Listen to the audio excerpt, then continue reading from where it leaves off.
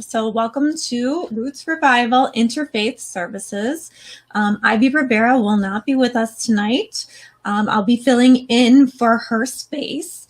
And Roots Revival is something that, that Ivy Rivera started, and her mission, our mission is to normalize intuition. And to normalize intuition through the reconnection of our authentic roots, spirit, intuitive, intelligent, and to evolve and heal others. So we understand the three truths of intuitive intelligence, evolutionary astrology, and numerology.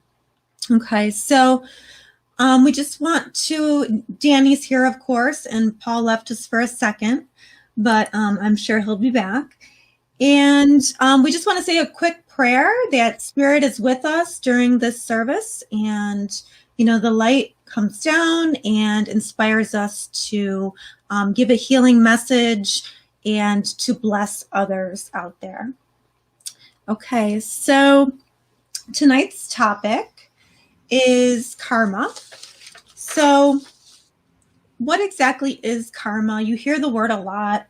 Sometimes it's used wrongly. But basically, karma sort of has levels to it, but basically it is action and effect. And people usually say cause and action, but in order to have karma, you have to have an act, and then there's a consequence that follows it, right? So the law of motion says that the energy that goes out must come back. And, it's the same thing as, what goes up must come down. So what goes out must come back. And that is physics, but physics mirrors spirituality. So why does that have to be that way? Why does the energy that goes out, why does it have to come back? Well, because the energy has to balance. And it's physics, it's all that stuff that I don't understand. So I rely on the scientists to do that part. If you ever have studied quantum physics, that's really interesting, but way over the head of the average person, or at least to me.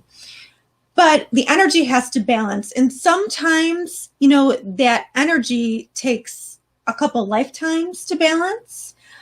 Sometimes we have instant karma. There's all these different levels. And, every religion has some kind of karmic saying.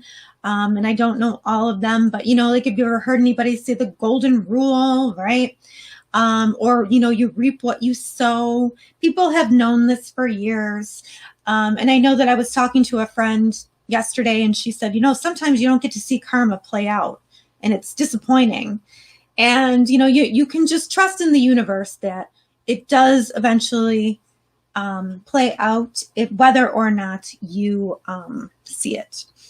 So basically, karma boils down to your habits. Some karma is immediate and others takes lifetimes. There's collective karma. There's the karma of a town, of a street, of a neighborhood. There's karma of a nation. There is family karma, and there's individual karma. But all of those things are a part of a whole. And, like think of little light beams, right? But all stemming from source.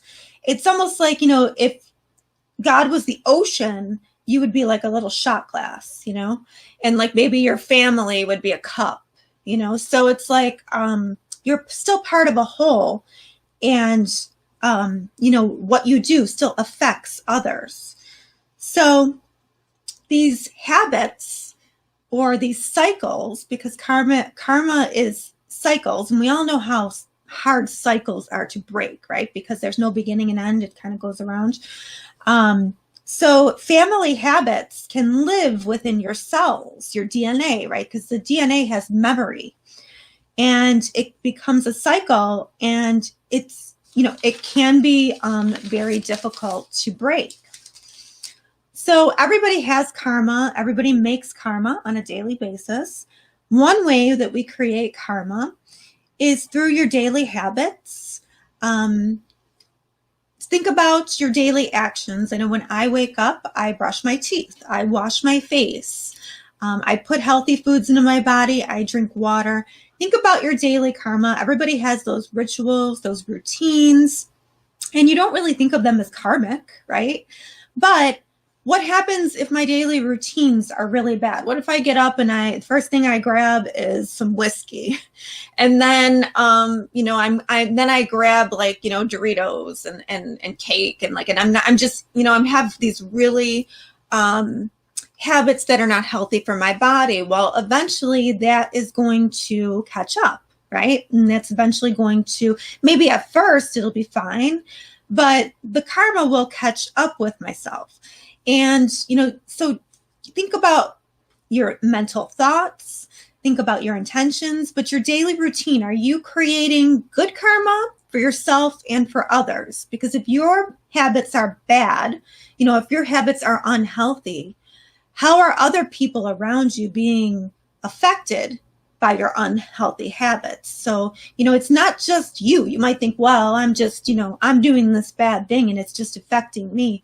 But it's not. It's, if you are cohabitating with people, if you're in a workplace, and just energetically, it's not only you. Number 3, another way we create karma is with our intentions.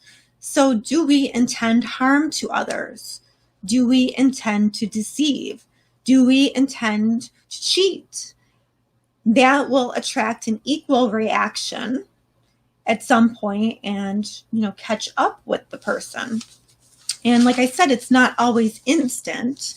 It can be over lifetimes, especially if this is a habit that is continuous. Okay, and number 4, I want to call your attention to, once you know that you are making karma with your habits, then you are bringing consciousness to you creating karma.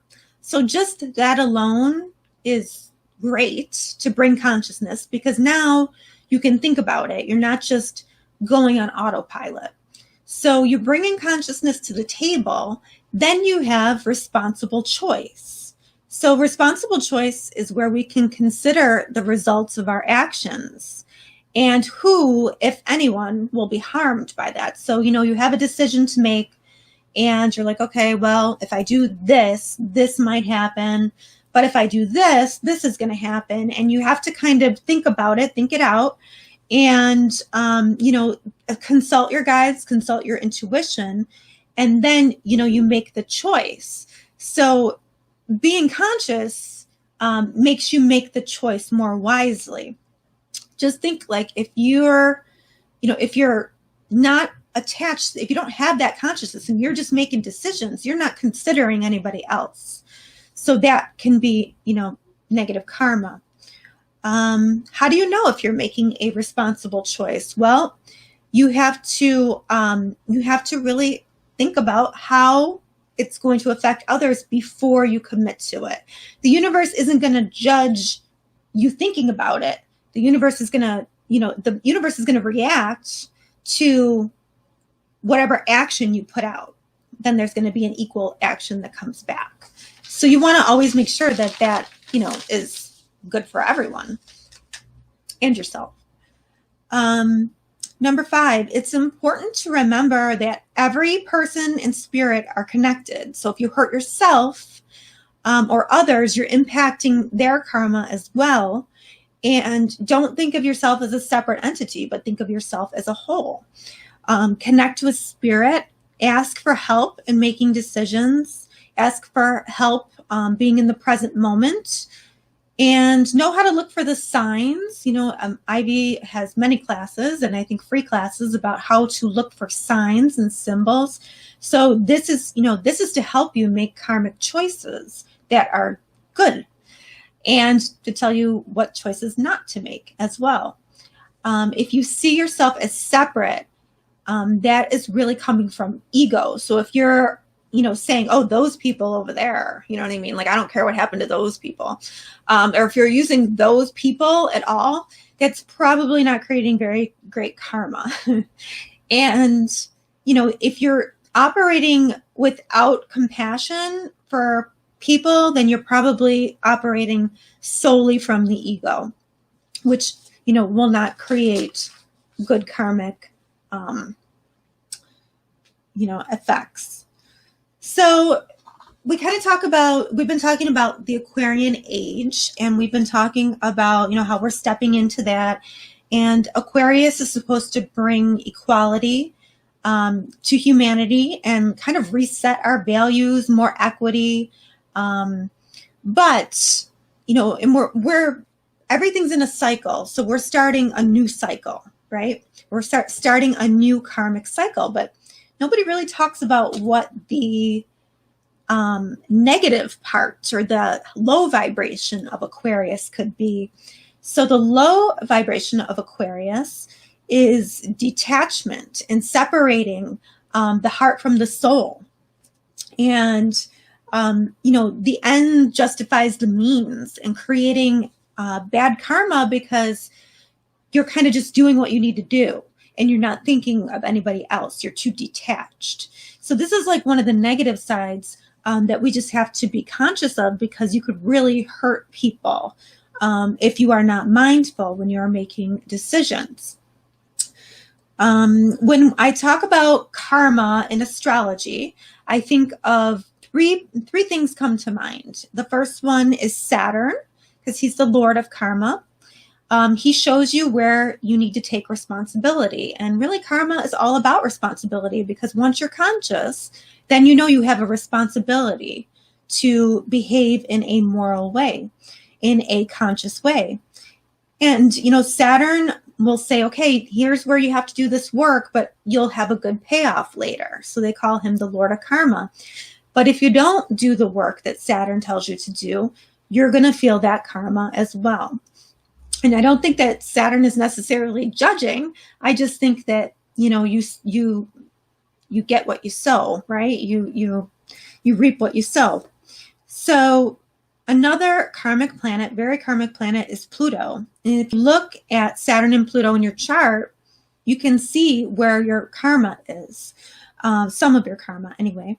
But Pluto is past lives and karma and our shadow sides. So wherever Pluto is in the chart, you have to transform that part of yourself throughout this lifetime. So you're bringing in past life stuff with you. And we also have the South Node too. When you were born, the South Node was somewhere in your chart. So wherever that South Node is, you most likely came in with karma on the low vibration of that sign and house. And, you have lessons to learn, and you have to go toward the higher North Node. But in the sky last year, Pluto and Saturn came together. And that was the start of all the craziness. So that was January 2020, right?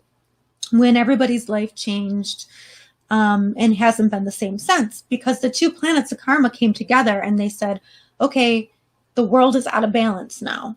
So now we have to rebalance. We have to kind of bring everything down, and we have to rebuild it in a better way, in a more balanced way. So, like it or not, your life was changed. And, our karma caught up with us. That's what happens. So it's our responsibility. This is one of the biggest things. It's our responsibility when we see karmic cycles, and this can be individual karmic cycles, when we see family karma cycles, or we see karmic cycles with, groups of people. It is our responsibility to disrupt the karmic cycle, because and we do have the power to disrupt it.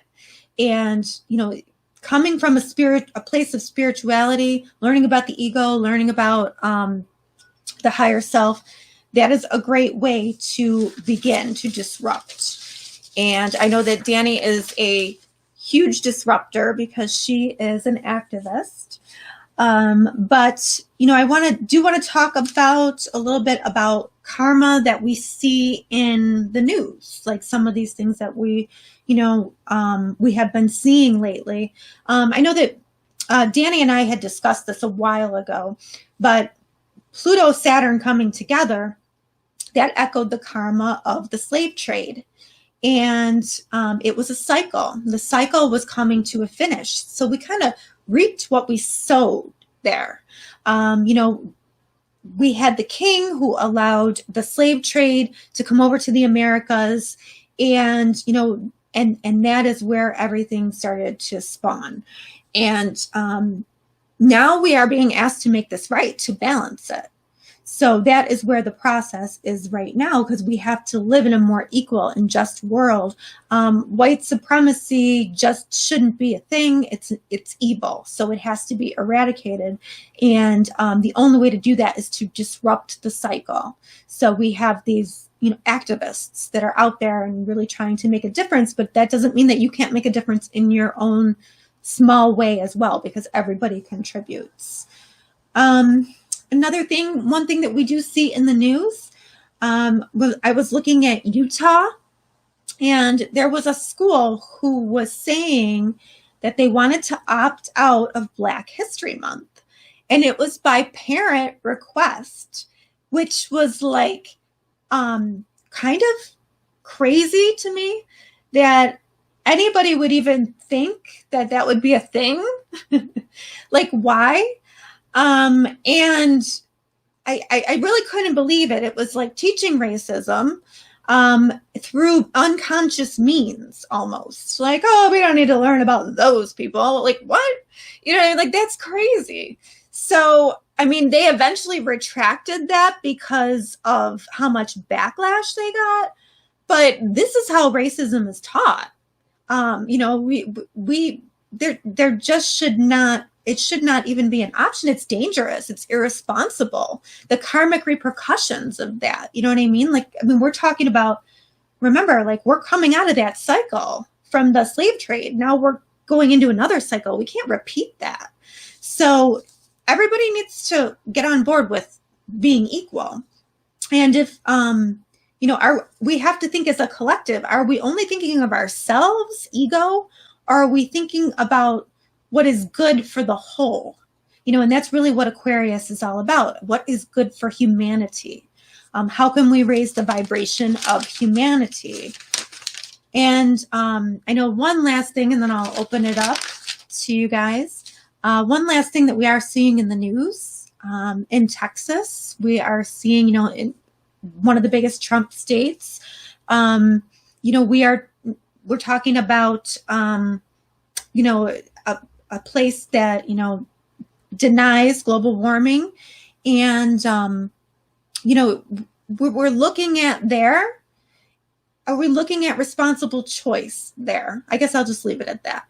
When we look at the consequences of what is going on, was that responsible choice? So I guess this is a call to everybody to think about your karma this week and how you can better your life and others. All right, I'll open it up. What do you have to say, Danny? Well, I really appreciate, I always love when you speak about the Aquarian age, and our conversation over the summer about the last time the Atlantic slave trade, or the last time that Pluto and Saturn, is that right? We're in transit, is that right? Was during the transatlantic slave trade, and how it's just like these systems being like crumbling as we speak is no coincidence. And it's interesting because I appreciate what you're speaking about, especially in terms of the karma as it is perceived, as it's kind of like understood and sometimes even a little misunderstood. So just to kind of like play off a little bit of, or not even play off of, but just even an extension of what you're speaking about in terms of the transatlantic slave trade. So present day prison system is really an extension of slavery. It is just the same evil in just a different form. I really feel like in New York too, that is big, because I'm a high school teacher, so I see it every single day. Yeah. But not to interrupt you, but I'm just saying, I think New York especially is like participating way too much in that. Mm-hmm, absolutely. There are people who are literally sitting in jail cells right now, who had not committed the crimes that they had been accused of. And it unfortunately takes decades for evidence, for truth, for DNA to actually come out, to allow for vindication to occur for folks. The thing with the prison system, in terms of breaking up karma, the thing that I appreciate is one of the most a dynamic yet understated ways of fighting against that system is to bring humanity and joy into the facilities, literally. I had a dear friend who had served for about 40 years while he was in prison. And while he was in prison, the very system that was designed to destroy him, he became a horticulturalist. He learned how to plant, how to nurture a living, breathing plants. I think they were called crocus, if I'm not mistaken. They were like he said they were little green and purple plants that grew out of the concrete within the prison system, within the jail cells. And so his way of fighting back against that system was to be able to cultivate life and to nurture within the very system, within the very structures that were designed to destroy him.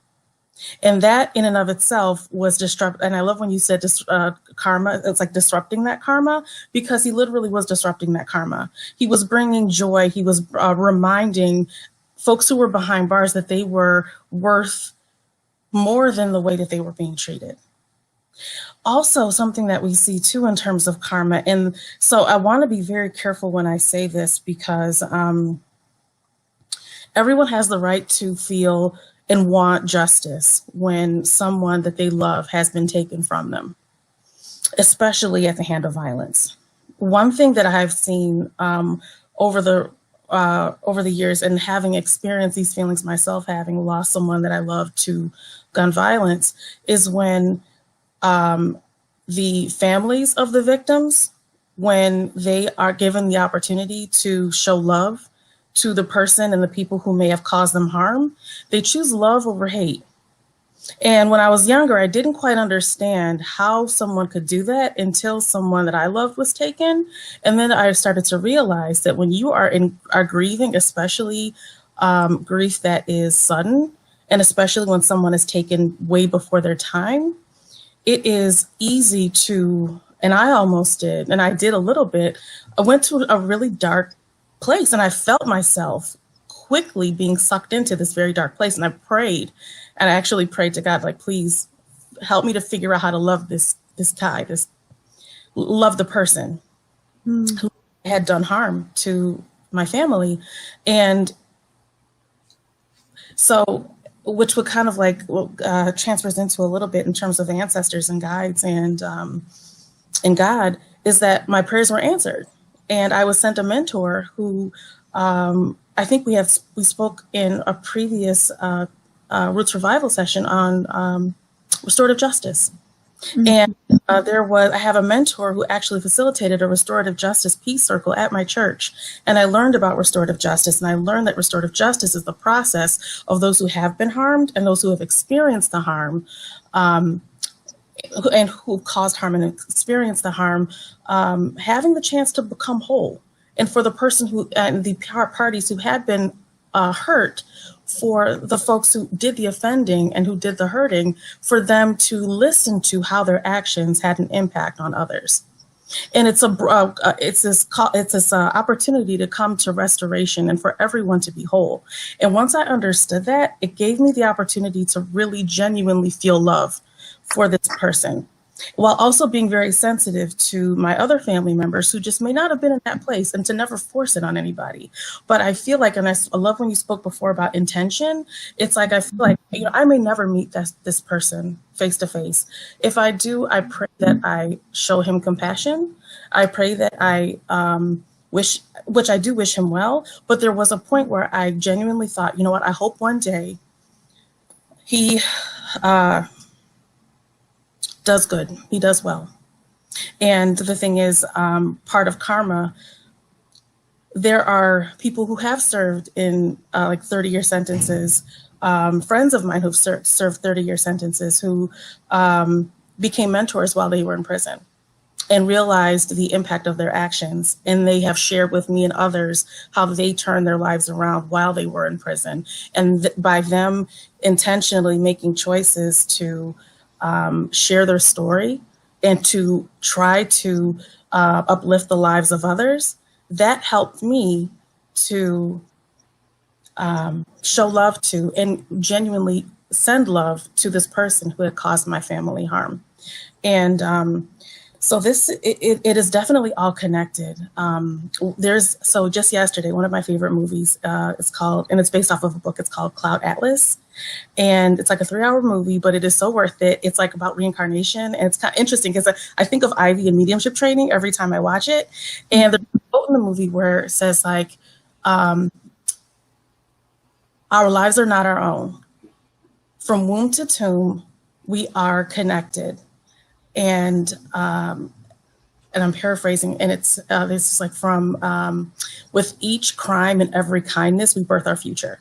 And it just really it reiterates the fact that we have the power to be able to hold the karma that we have been passed down and to be alchemists, like energy alchemists, and help to create something more powerful moving forward, not only for ourselves, but for those who come after us. And I really appreciate you lifting up how karma is sometimes understood, but just maybe a little misinterpreted. When I think of karma, I try to allow it to give me comfort in that when I make decisions and when I try my best to make the best decisions, I know that karma will be there to uplift me, whether it be myself or those who come after me. And that it is almost kind of like, not to monetize it, but like money in the bank, Right. But I'm clear with my intentions, though. It's like the intention in doing good is not to, I'm going to have this later on, not like that at all, but more so, okay, I'm going to try to do the best that I can because, people deserve to be treated well. And I myself want to feel connected. And when we make decisions that, and I love how you say, like disconnecting our soul from our hearts. Mm-hmm. If I make decisions right now in the here and now, even if the karma comes later, I will feel a disconnect. Like when I give a mediumship reading, I might not feel as connected to spirit. Things might not come as clearly. I might not be able to translate as acutely as I ordinarily might not. And, they're watching and they're listening and, we earn their trust every day,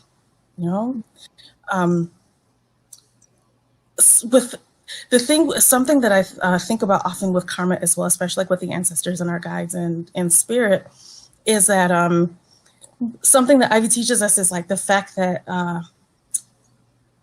in spirit, especially ancestors, like there are different rules that they have to abide by, and they can't do it for us. They can't do things for us. There are certain boundaries that they have to stand behind, and they can cheer us on. They can give us signs. They can throw peanuts at us just to make sure that we try to do the right thing, but they can't make the decisions for us. And the thing is, they want for us, especially our family and anyone who loves us and cares for us, who are watching over us, they want to make sure that we make the best decisions that are going to lead to us having the best and the most positive karma as possible. So they want for us to make the best choices that we can. And we have the power to do that. And it all kind of comes back to, when thinking about today, emotion versus like our previous conversations, our previous Roots Revival services, where we like emotion versus faith and logic versus faith, right? Where unfortunately, if we allow for our emotions to take the best of us, they can instantaneously give us karma that we have to deal with and have to contend with. And it's going to be our job to try to make it right, live with it, sit with it, and try to heal it. When also thinking about with karma, it is sometimes doing the right thing with knowing that we are not going to have that immediate reward, but that knowing that the reward is going to come in a way that is beyond our wildest expectations. It'll be in a way that even if we might anticipate. So, when thinking about wanting to do things for the right reason and knowing how the universe works, knowing that God will give it back to either us or those who we love in a way that is more perfect than we could even think about. So it's kind of like, stop helping. And I have to remind myself all the time, like, don't help. Like, they don't need it, And when thinking about numerology as well, I know we speak about like our life path number and our expression number, heart's desire number, the numbers that really speak to the path that we're walking and the person that we are, the numbers based off of our birth date and the numeric energy in the name, our birth name, knowing our, like the numeric energy that we were born with, that empowers us to be able to know how the numeric energy can strengthen us, how we can leverage that energy, but then also what to be careful of as well. And if there are moments where we have to feel compassion and be compassionate, and if we know that our maybe life path or expression number is 4, which is very practical, very logical, and at moments where we might need to give a little bit more, have more understanding and give grace, when the practical side of maybe a life path or an expression number 4 person might say, well, you know what? They did this action, they made that decision. The practical thing is for them to sit with what they did and for them to figure it out on their own. They made a mess, go ahead and figure it out. Do it the long way, the way that, I know how to do it. But sometimes it takes for us to go beyond and hold ourselves accountable and do things that might not necessarily feel natural, but that in the end are going to help make sure that we have the best, I shouldn't say the best karma, but karma that will align with who we ultimately want to be, our highest selves, more so. And I also appreciate you lifting up at this moment in time, especially as these systems are crumbling. Every single day, decisions are made. People make decisions about how they're going to show, how they're going to either stand up, speak up, be willing to, even if they might not be ready to actually take that first step, ask how to take that step and how much risk we're willing to take. Because sometimes, dismantling white supremacy means being willing, or any type of privilege, being willing to fight against any type of a privileged system means giving up one's privilege and taking risks in order to do so. So what kind of risks are we willing to take? By speaking up, are we willing to be perfectly fine with however the chips may fall, by standing in the fullness of our, what we know is right, and not being, it is always a balance, because, we have to, care for ourselves. We have to be able to live lives where we're able to, make sure that we're okay.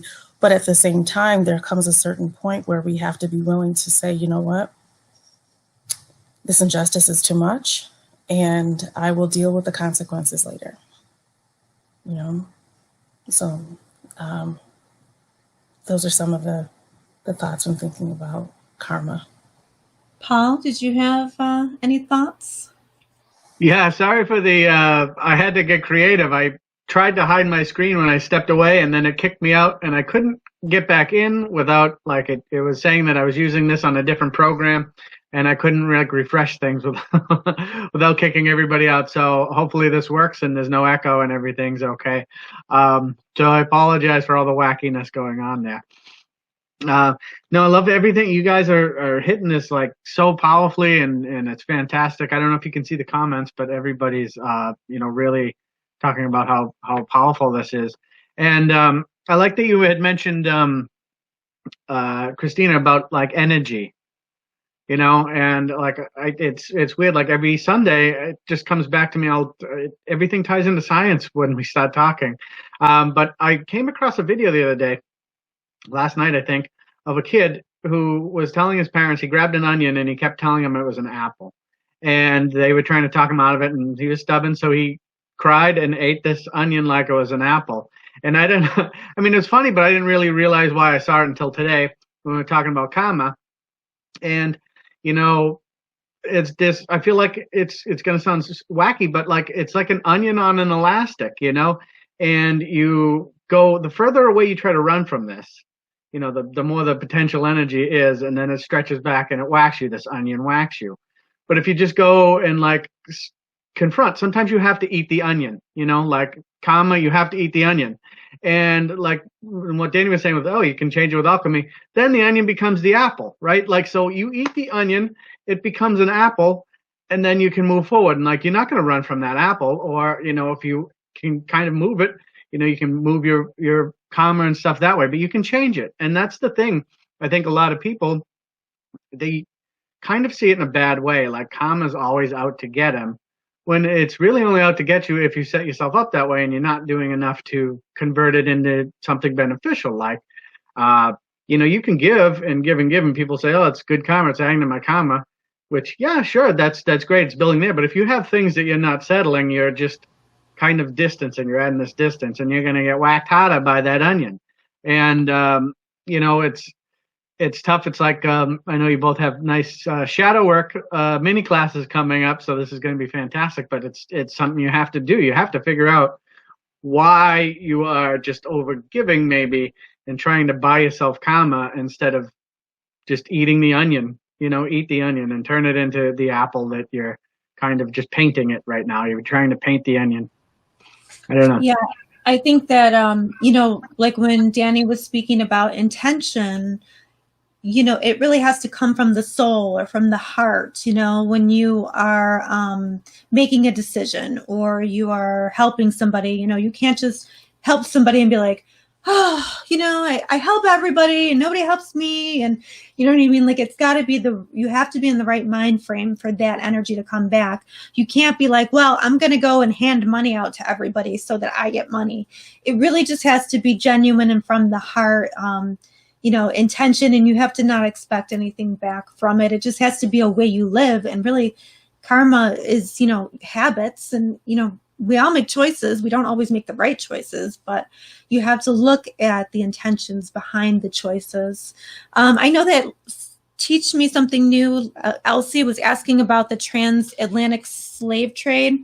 I don't really know off the top of my head because I don't memorize facts. But I did look it up, and there was a segment of the global slave trade that was transported, between 10 million and 12 million enslaved Africans across the Atlantic Ocean to the Americas, the 16th to the 19th century. So that's when it started. And then it was the second of the triangular trade. So slaves from Africa were shipped to the Americas, and that's when American, you know, slavery began. And that happened right when Pluto and Saturn came together the last time. So this was the end of a cycle, because if you think about it, maybe slavery ended, but it really didn't. It just morphed into something else. And, you know, I'm very passionate. Danny talks about young boys going into jail, and I freak out because I see it every day. You know what I mean? I see us pushing, especially Black boys, into the prison system. I see how the system is set up to do that. And it is very difficult to disrupt it. Even as a teacher, even in the middle of it, it is very difficult to disrupt it. I have also had, I've also had friends. I had a friend who served 25 months in jail for a crime he did not commit, and they just let him go after 25 months. They just said, okay, you're free to go, because they had nothing. So why should he, you know, if there was no evidence, why was he there for 25 months? You know what I mean? Like it just, so there's a lot that needs to,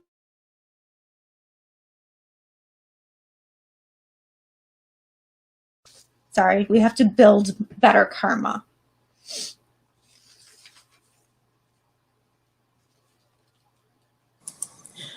Absolutely, yes. Like when you spoke about young boys being sent to prison,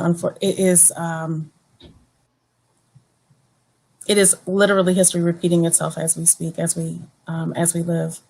And the generational trauma that so many of us live with and are unfortunately trying to heal from, it is kind of like stuck within this sandwich almost. It is this trying to heal from the trauma, but then being unfortunately sent to and kind of forced back into these systems.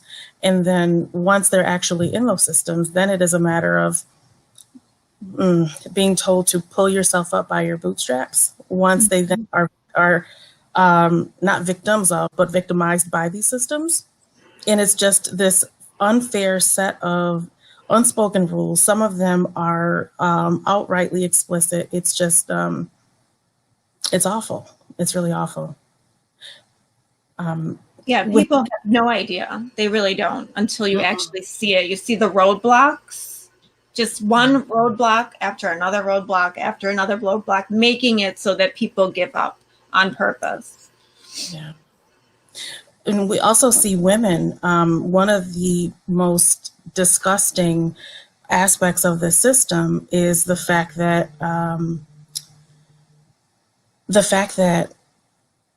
women who are pregnant are often made to give birth, shackled to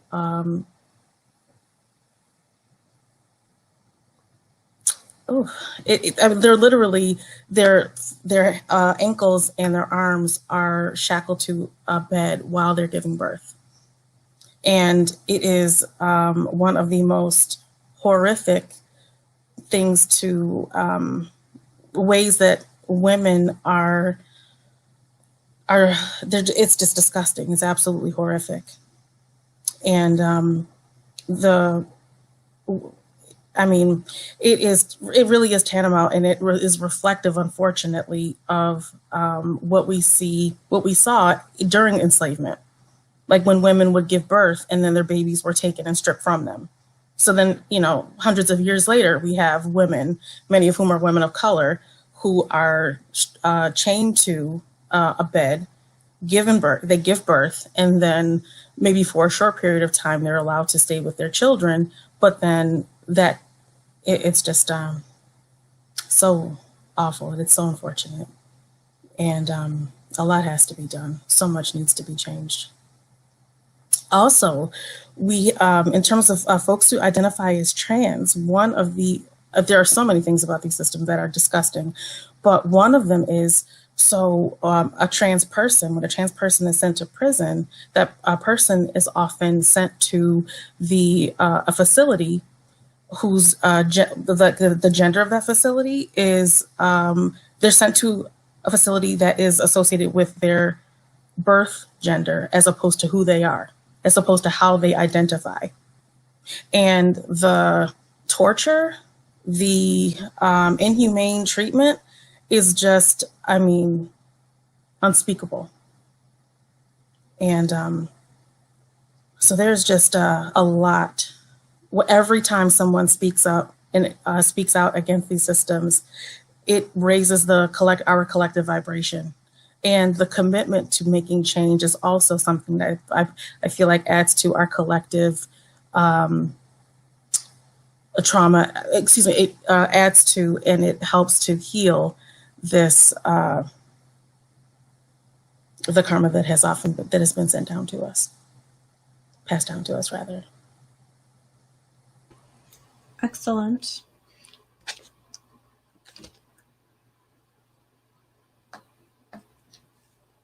Somebody was talking about a movie. I didn't see that. Oh, yeah, they were talking about. What is it? The movie Cloud Atlas. Oh, okay. It essentially, it's kind of like it's a movie where I think about the span of 500 years, where people are reincarnated, and it's kind of like when I think in one of Ivy's mediumship classes, someone asked, "Do we just have one life?" And she said, "You wish you only had." So we literally see these souls, like Halle Berry and Tom Hanks were two of the main characters, and they were reincarnated over and over again until they to this they kept learning lessons, and sometimes they kept meeting each other in these lives until they got to this. Let me not give the story away. I'm such a Now I need to spoiler. watch. Yeah, I won't do that. I won't. But it's a beautiful story, and it just really kind of speaks to the power of karma. How it's like our actions have a direct impact. Yeah, and I think that we just, we think of ourselves, we kind of come from ego, but we don't realize how much our actions have impacts on everybody as a collective. Not, it's not just you. Like if we're going to hire our vibration, it's like everybody has to get involved in that. I just think that, people don't take it seriously enough. I mean, you can talk about immediate karma, but some karma, goes through the lineage, like you have ancestral karma, you have, there's so much. And, they did the best, they most likely did the best they could while they were here. But now, they're trying to help you make better choices. And that really, we have to evolve. We have to. The only constant in life is change. So we have to evolve that karma. Paul, you got anything that you want to add? No, no. I'm loving this whole thing. This is such a learning experience for me on karma. I know very little about it, so it's great to know more. But I do want to let people know that they can stop posting their prayer requests. To throw those in now while we're taking it, and we'll get to those shortly. So, no, thank you guys so much. This is great for me. And I think I was reading Gary Zukav, and some of the parts of karma are a little bit hard to swallow, because there's so much we can't see and we don't know. So maybe we see something that seems very unjust to us, an injustice. And sometimes it is a karmic cycle playing out that we don't know. You know what I mean? Like we don't understand it.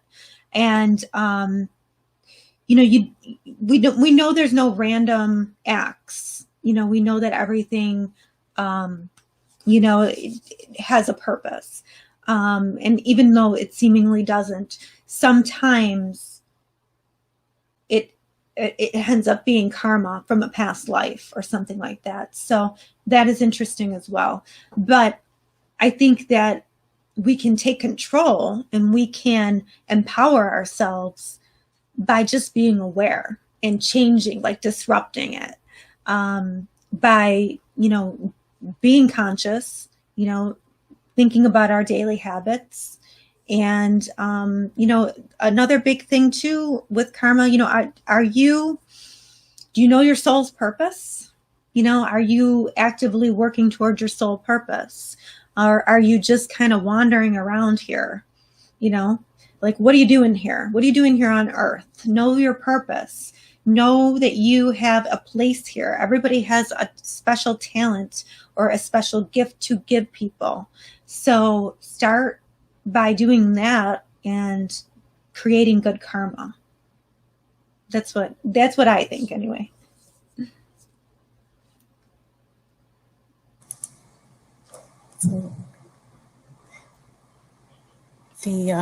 I so appreciate you speaking about the choices and the our ability to be able to have a direct influence on the way that our lives are able to unfold, is really powerful.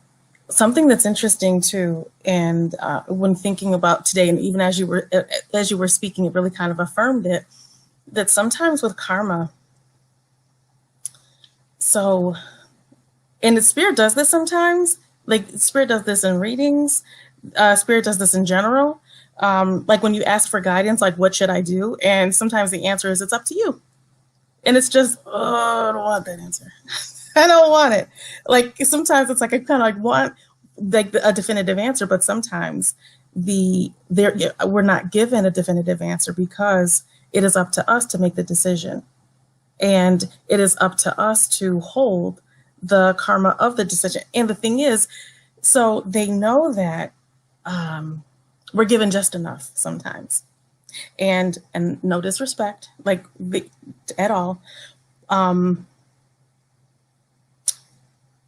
Sometimes when information is given to us, when we are expected to make the decision, and that we know that we're going to hold the karma, they know, they're very smart. They're smart. They know that we are aware that we are going to hold the karma of the decisions that we make. So it's kind of like we want to get ahead of the game.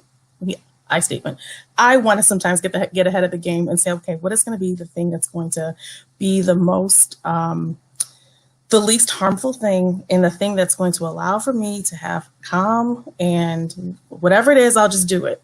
And they're just like, no. Yeah, we know you want that. We know you want smooth sailing. We know you want things to be good, but no, you have to give what you're given, follow your gut, and make the best decision that you can. And then hold the karma that comes after that. And it's kind of like, we're not going to do your homework for you. I'm like, no, it's not how this works. So it's interesting the way that I feel and I see karma working, because it's like we're cheered along, but then we're not given full answers all the time. And I can't tell you the number of times where the response has been, when I'm being prayerful, when I connect with another medium like Paul. Paul has been really helpful in many ways. And sometimes the answer is, well, you know what to do. Like they're saying, you know what to do. And it's just, oh, got that answer. Okay. So that's the way that works sometimes, it feels. But we're all going to be okay. I mean, especially when we try. Awesome. Paul, are we ready for prayers, or? Yeah. Any I have a couple here. No, but it's like it's like when you say you know what to do, you know what you have to do. That's like you have to go eat that onion. Like you've been avoiding it, and like you know what you're gonna do. But that's okay. Yeah, exactly. I always say, like, do your best and surrender the rest. That's always a good motto to live by. There's certain things you can't carry. You have to just kind of give, and you control what you can control. I love that. Do your best and surrender the rest. Yes. I love that. Okay.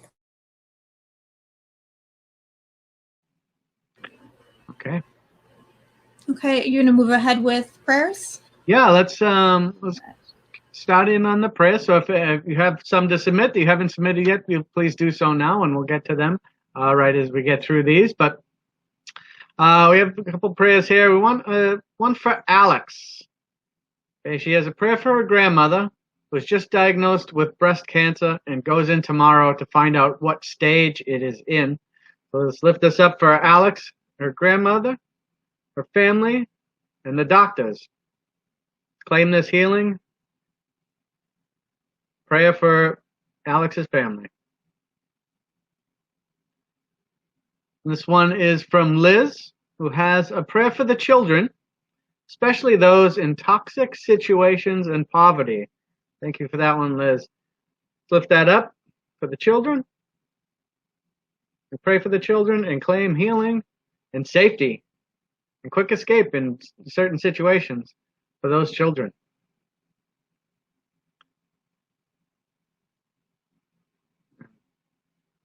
Danny or Christina, do you have any to add? I do want to just say a prayer for any inmates who are really struggling, with life, and pray that they, if they need to, become conscious and follow a better path.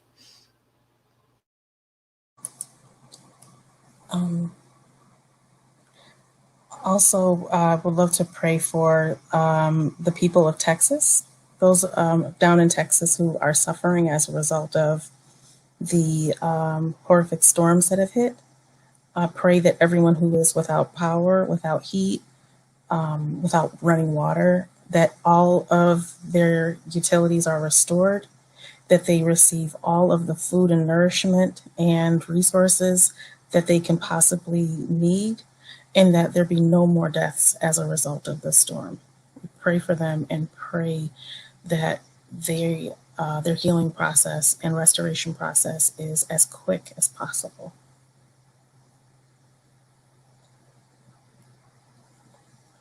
And the healing.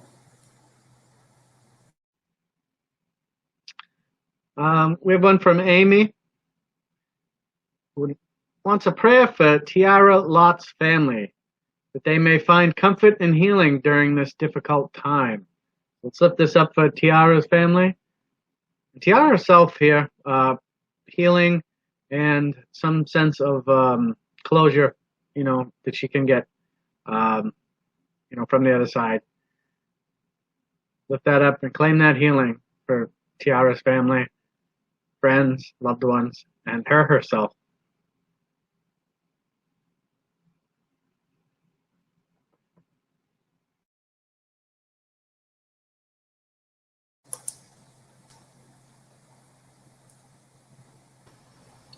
All right, so I think that's the end of the prayers, Paul. So, okay, so we're going to end the show. Any last words, anyone?